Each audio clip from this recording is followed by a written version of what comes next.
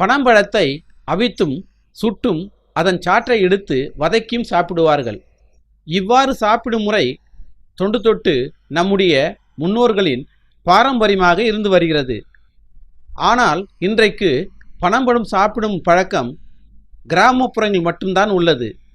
பனம்பழத்தில் பப்பாளி மாம்பழத்தை விட கூடுதலான வைட்டமின் சி மற்றும் கால்சியம் அதிக அளவில் இருக்கிறது.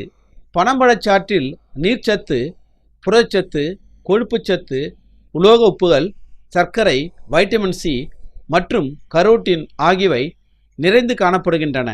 குறிப்பாக பார்வைத்திறனை அதிகரிக்கும் பீட்டா கரோட்டின் என்னும் வைட்டமின் ஏ சத்து இந்த பழத்தில் பெரிய அளவு இருக்கிறது. பனம்பழம் சிறந்த சத்துணவாகும். இதில் உயிர் சத்துக்கள் நிறைந்திருக்கிறது. இந்த பழத்தை குழந்தைகள் முதல் பெரியவர்கள் வரை அனைவரும் சாப்பிடலாம். பனம்பழத்தை சாப்பிட விரும்புபவர்கள்